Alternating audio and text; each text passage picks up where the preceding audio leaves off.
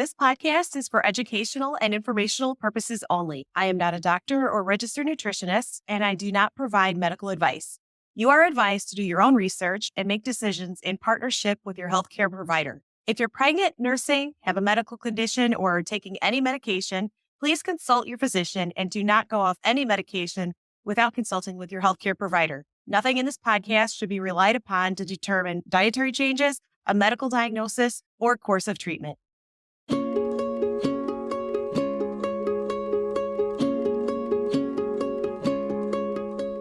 Welcome to the Slightly Greener Life podcast. This is your host, Tanya Harris.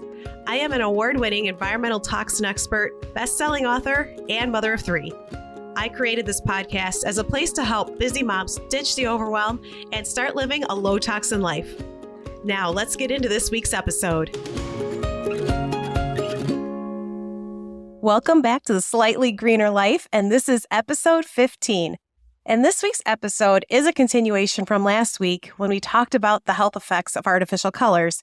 And I've had requests to do an episode on artificial colors in kids, but once I started outlining last week's episode, I realized that there were newer studies out there on things like immune reactions and links to inflammatory bowel diseases, in addition to hyperactivity. So I decided to break this into 2 episodes. In this episode, we'll talk about 3 ingredients to avoid real quick, and then I'll give you some healthy snack ideas. And although I usually talk about this topic when kids go back to school, it's really a topic that can be talked about anytime.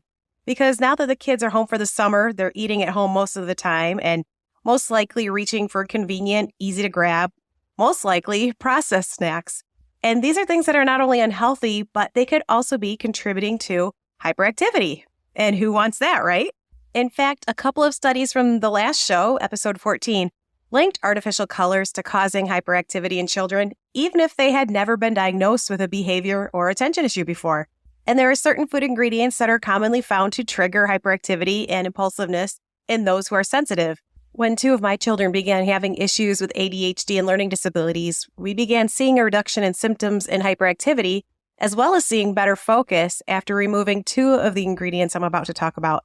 And then I was really hooked on this kind of more natural approach.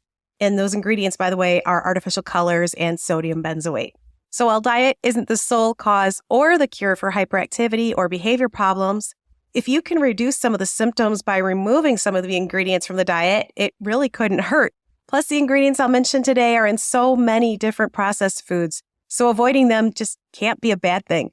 And while these are not the only ingredients to avoid for behavior and hyperactivity, they are some of the most common ones that can contribute to hyperactivity symptoms.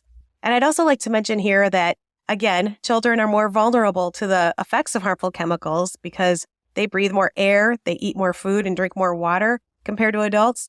And their young age gives them a lot more exposure to potential toxins that may be lurking in their environment or in their foods or beverages.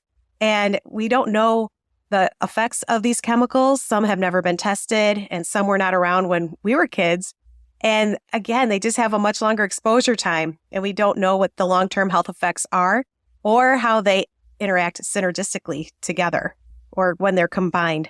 Also, always talk to your doctor and do not go off any medications or take your children off any medications without first consulting your healthcare professional. Even if you start feeling better or if they start feeling better, some medications need to be tapered off gradually in order to go off of them safely. So never do this alone without the supervision of a medical professional. All right, got all that out of the way. So again, in this episode here, we'll talk about these 3 ingredients to avoid real quickly, and then I'll get into the good stuff and give you some healthy snack ideas.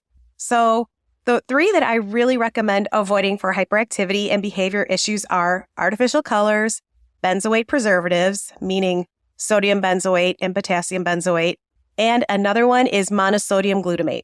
So I'll just talk about these real quickly before I dig into the healthy solutions. But first, let's start with artificial colors. So I talked about this last week, so I will just skim through this real quick, but I do recommend listening to episode 14 if you haven't already.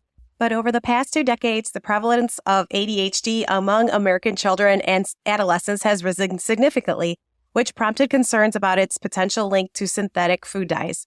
And the California Environmental Protection Agency's Office of Environmental Health Hazard Assessment conducted a 2-year evaluation of existing studies on FDA-approved synthetic food dyes.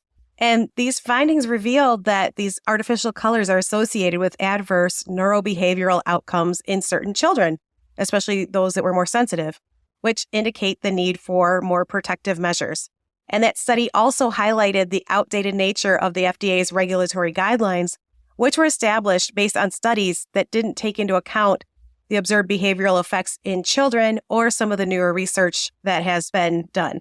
And studies found that artificial food colorings are not necessarily a cause of ADHD or hyperactivity, but that they do seem to affect children whether or not they have ADHD or any type of attention or behavior problem.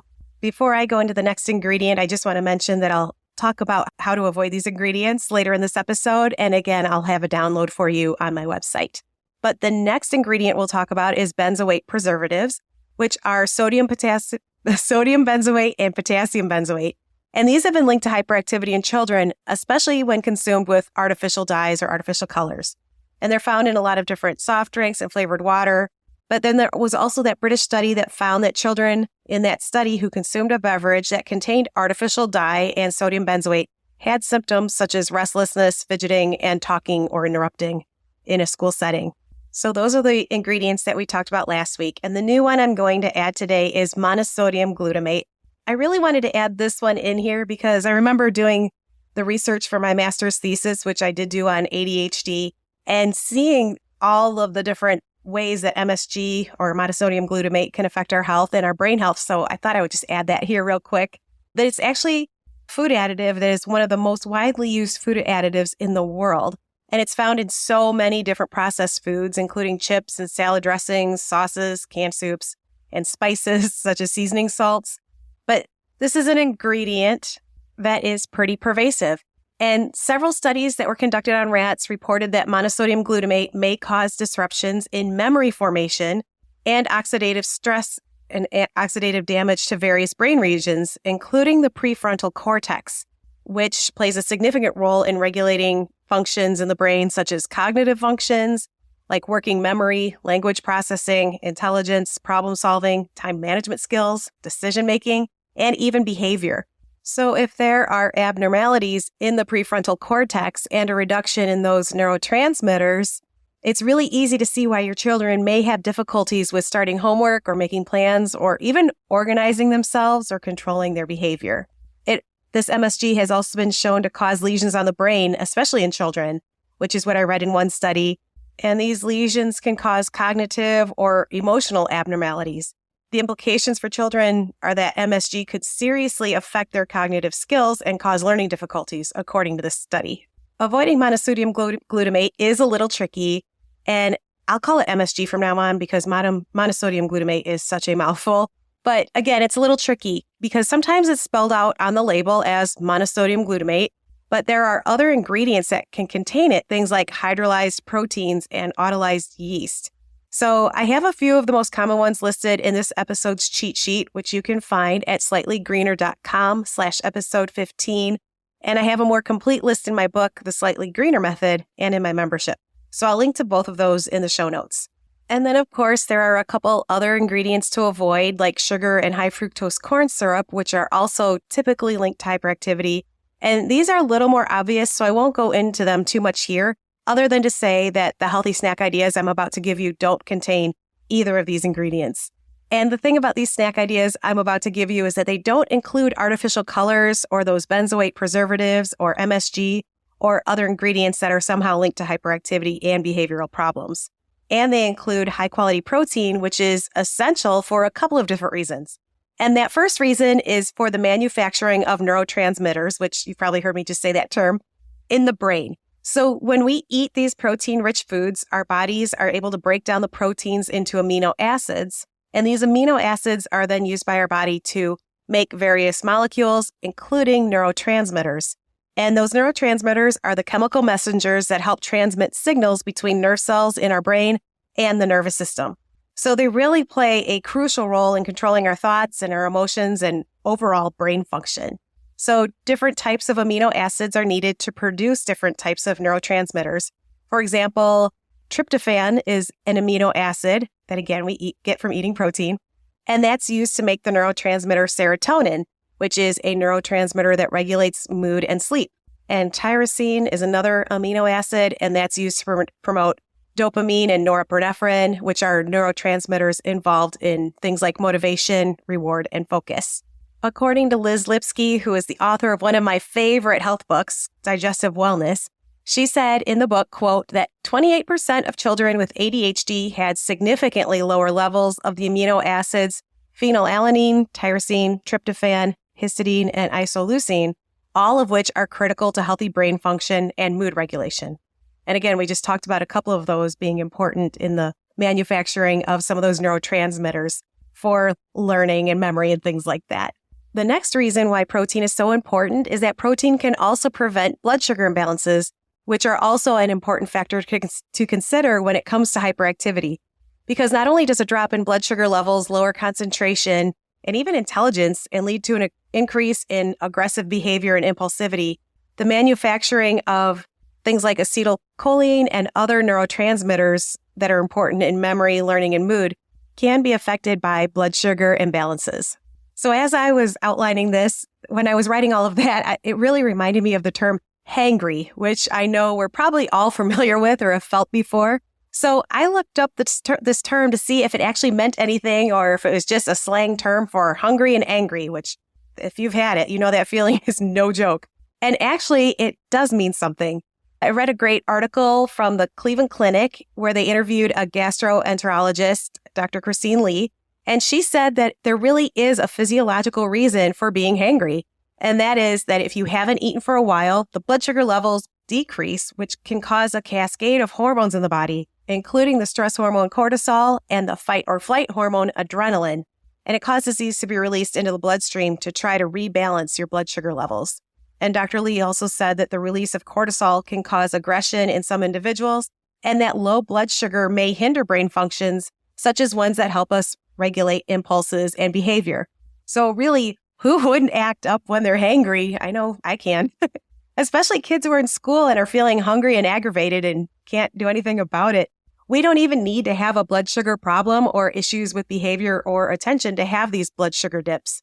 So eating more whole foods along with high quality protein and a complex carbohydrate like a fruit, for example, can really benefit any of us because it slows down the absorption of carbs and it helps us feel fuller for longer. So to sum all of that up about the importance of protein, it's really important to consume sources of high quality protein foods to balance blood sugar levels and to get the amino acids needed to make neurotransmitters. And the standard American diet is loaded with processed foods that can lead to things like food sensitivities, blood sugar imbalances and dysregulation, and that can also cause nutrient deficiencies in the body. And all of these can affect learning or behavior and attention, among so many other things. And like I mentioned before, there are other foods and ingredients to avoid when dealing with health conditions such as ADHD and other attention or behavior issues, but it's just too much to get into in one episode. Plus, I always recommend speaking with your child's doctor or a healthcare professional because sometimes there are things like food sensitivities, such as gluten or dairy. Those are sometimes other culprits. And those nutrient deficiencies I just mentioned, they can also help contribute to symptoms. So it's just really important to speak to a healthcare professional to get these recommendations and any possible testing needed. So the goal of this episode really is to give tips for simple snack ideas that are easy to grab and go that don't include artificial colors or other food additives that are linked to hyperactivity or behavior problems. And that will help keep those blood sugar levels steady. So whole foods are always a better bet and should be included as often as possible, but supplementation can also be used because food, even whole foods, doesn't always have the same nutrients as it used to. Soil is becoming depleted. If they're not organic, sometimes they don't have all the nutrients. There's just a lot of reasons. So you can also talk to your doctor or talk to your child's doctor to see what they recommend. Here are some examples of healthy snack time, and I call these mini mealtime tips. Really, you want to start the day off with a healthy breakfast that includes a complex carbohydrate, like a fruit, and a high-quality protein, because this combination helps keep blood sugar levels steady, and it really helps you keep fuller longer. So we should be doing these tips as adults too, because I'm guilty of this, but a lot of us go for coffee first thing in the morning.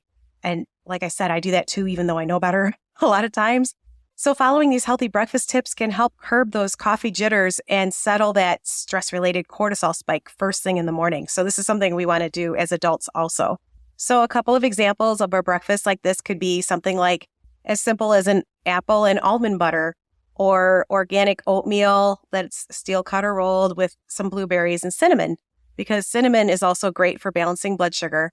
Or you can do something as simple as scrambled eggs and avocado slices, or a hard-boiled egg with salsa and avocado slices, which is one of my favorites. For healthy snacks, some healthy snack ideas would be carrots and organic hummus, or you could do something like celery and almond butter, maybe add some raisins. Is that ants on a log, I think it's called. You can do a cucumber with organic hummus, grapes with yogurt. I like to do organic Greek yogurt. You can do organic corn chips and guacamole, or veggie slices with organic hummus, or like maybe a homemade ranch dressing. Another favorite of mine is roasted sweet potato slices with some seasonings, although make sure they're fresh seasonings. I like to just do even a little bit of salt and pepper, but watch the seasonings too, especially seasoning salts, because MSG can hide in a lot of those. So you can see that these are all really easy ideas, but they include a protein and a complex carbohydrate for most of these. They're healthier, and again, bonus, they will help you or your child stay fuller for longer. And make it easy for your child to grab these snacks and healthy foods. When we're talking about whole foods, it can mean maybe they're not so grab and go, because they do require some time to be washed and cut. So a few of the things that I like to do are to wash and cut up fruits and veggies the night before so that they're really easy to grab and go in the morning for a quick afternoon snack, or even something that morning for breakfast. And have a snack bowl full of healthy snacks that are waiting on the kitchen table for the kids when they get home from school, or just have them sitting out on the counter now that they're home all day for the summer. Just keep it nice and easy and convenient for them to have these healthier snacks, or keep that snack bowl in an easy to see place in the pantry, because keeping healthy snacks at eye level for your kids makes it super easy for them to grab and make good decisions, and they'll be more likely to grab that healthy snack. So I like to do it either in the pantry or in the fridge, keeping them at eye level. And then be sure to follow the tips we talked about earlier in the last episode as far as ingredients to avoid, like artificial colors and benzoate preservatives. And then in this episode, MSG. Of course, again, there are other food ingredients to avoid when it comes to kids and brain health. So I always recommend talking with your child's healthcare provider for recommendations and for any testing for food sensitivities and nutrient deficiencies. In addition to those tips, here are some of the ingredients that I recommend avoiding. So avoid artificial colors, which we talked about last week. So be sure to grab that guide on my website at slightlygreener.com/episode 14, and look for safer coloring alternatives, ones that are colored with natural colorings such as turmeric or beet powder. And again, all the ones listed in last week's episode's cheat sheet. Avoid products that contain sodium or potassium benzoate, and avoid products with monosodium glutamate. So for a list of several of the most common ingredients that also contain MSG, grab this week's cheat sheet at slightlygreener.com/episode 15. And another thing is avoid high fructose corn syrup and sugar. So sugar is another tricky one, and it has over 50 different names. I've seen different number amounts there, but I have more information on this in my book, because obviously I won't go through all 50 some names here. But in general, you want to look for anything that says sugar, obviously, or molasses or syrup, or ingredients that end in OSE, things like dextrose and maltose. You can also eat and cook with whole foods as much as possible to avoid these ingredients.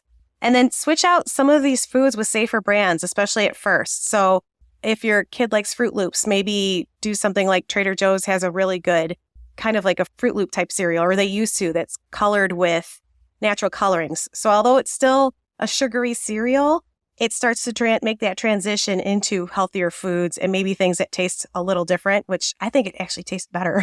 So start doing things like that. And again, there's cheat sheets with those in there too, how to transition. And so I know I covered a lot here, but to make it super easy to get more ideas for healthy snack and breakfast ideas, I'll give you my 21 healthy snack ideas for kids and you to get 3 weeks of no repeat snack ideas that are full of brain boosting healthy fats that will help keep kids fuller longer, and that even the pickiest eater will love. I really feel that there's something for everyone in here. And I also put a shopping list in there to make it easy, and a sample schedule for each snack idea. So you can see how you can go through all of this without repeating a snack if you have a child that likes variety.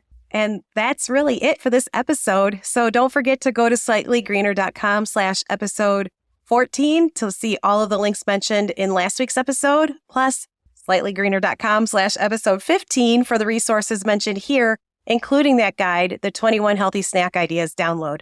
So I have to get going now because I'm going to go grab my favorite snack, which my favorite snack to grab quick is I just slice up an apple real quick and put like a teaspoon of almond butter on the side because I have to leave soon for a golf lesson. And I've learned the hard way that I get hangry at the lesson if I haven't eaten since lunch, which that's where I'm at now. So thank you so much for joining me this week, and I'll see you next week in that episode.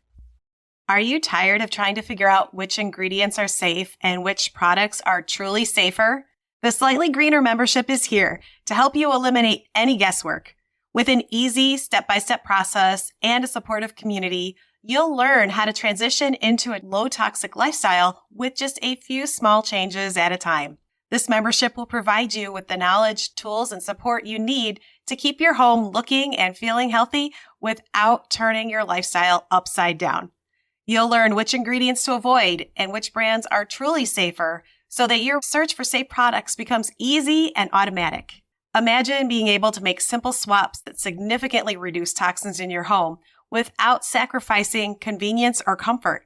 No more hours of researching trying to find safe products and no more guessing.